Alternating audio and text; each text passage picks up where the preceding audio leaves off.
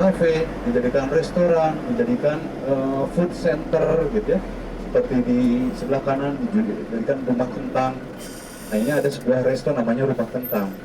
Jadi dulu ini adalah rumah yang dihuni oleh seorang nyonya Belanda, dan nyonya Belanda tersebut punya seorang pembantu di bumi. Pada suatu hari pembantu tersebut menggendong bayi sambil menggoreng kentang dalam sebuah kuali besar, dan tiba-tiba si bayi tersebut merengek-rengek atau rewel, dan tiba-tiba tidak terasa lepas dari gendongan, dan bayi tersebut masuk ke dalam penggorengan kuali yang berisi penggorengan kentang, dan si bayi pun mati seketika. Dan konon katanya kalau lewat ke sana suka tercium bau aroma kentang sebagai tanda bahwa arwah bayi sedang bergentayangan, gitu ya.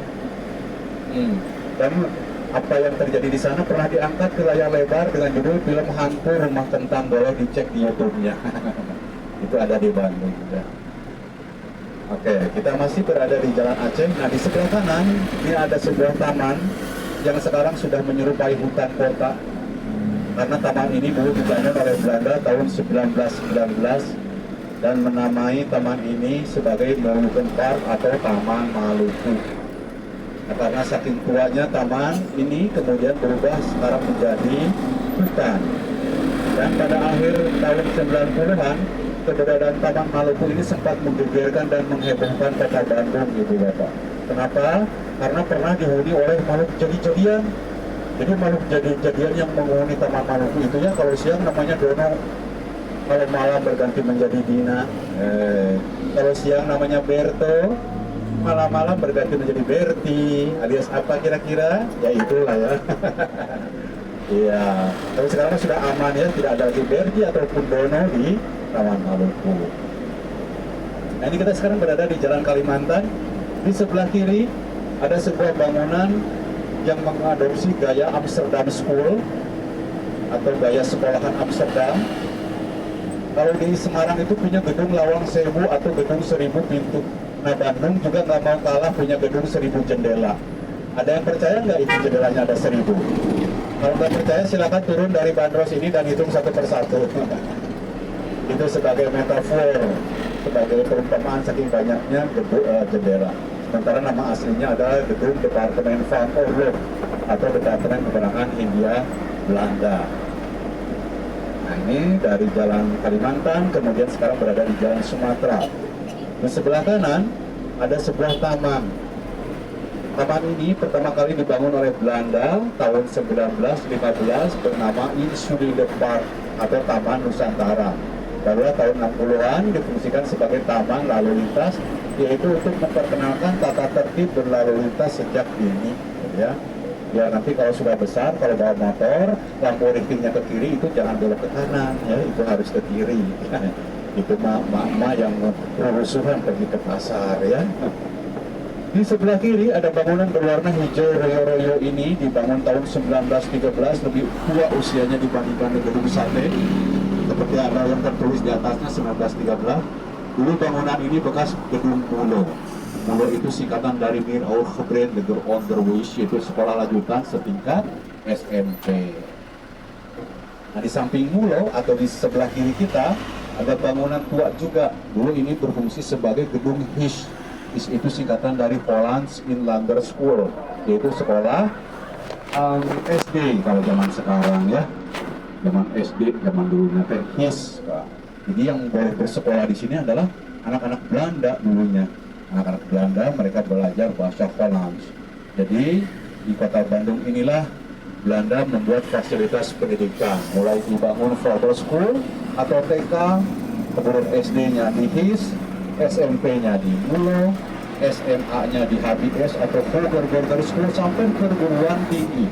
Nah, kampus perguruan tinggi pertama yang dibangun di Hindia Belanda itu dibangun di kota Bandung pada tahun 1920 bernama Teknik Hoger School yang sekarang masih ada, yang berubah menjadi Institut Teknologi Bandung atau ITB yang berada di kawasan Jalan Gago.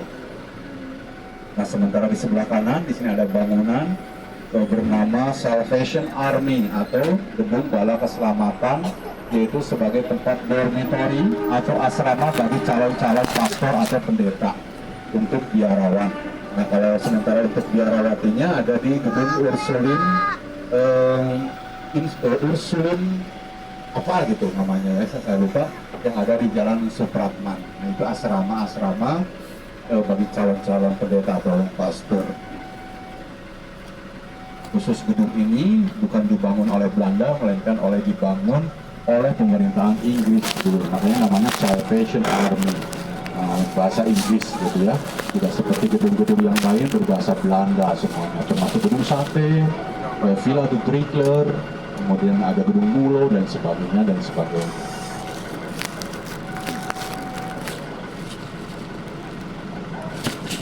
Ini di depan kita itu adalah jalan kereta api, di mana jalan kereta api ini pada peristiwa agresi militer Belanda kedua itu membelah kota Bandung menjadi dua, Bandung Utara dan Bandung Selatan. Kalau Bandung Utara itu dulunya dikuasai oleh tentara Belanda, sehingga banyak sekali gedung-gedung yang aman.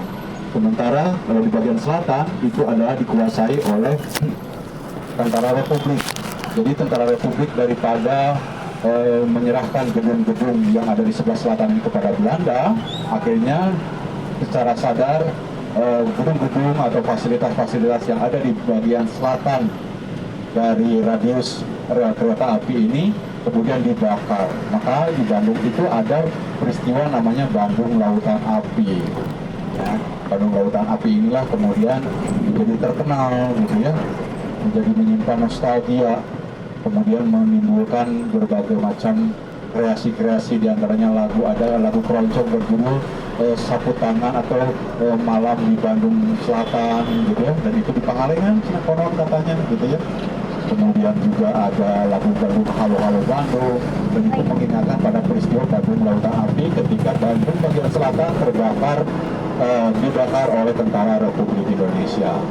Tujuannya apa? Supaya gedung-gedungnya tidak digunakan oleh Belanda. Di sebelah kanan, di sana ada kompleks restoran, dan umumnya restoran di sana itu terkenal mahal-mahal. Itu ada BB Kaleo, ada Velcro, Yamcha. Jadi selalu ramainya di awal bulan, habis gajian. Wow, jajan-jajan di Velcro, di BB Kaleo. Dan begitu sudah habis bulan, begitu uangnya gajinya menipis, mereka bergeser ke gacoan itu, ya bergeser ke gacoan. Dan kenapa misalkan sampai sekarang masih terlihat sepi gacoan di sini? Karena mereka sedang menunggu para konsumen-konsumen alumni Velcro, alumni BB Kaleo untuk makan di gacoan. Nanti ya tunggu tanggal mainnya, kalau sudah tanggal tua ini pasti penuh banget, sementara yang di sana kosong. Kalau nggak percaya silakan nanti buktikan. Ya, karena dengan harga 20.000 jadi gacoan itu kita bisa dapat porsi mie gacoan level pedas level 5 ya, ditambah lagi topping, ada toppingnya ke apa, cuma di gacoan udang rambutan ya.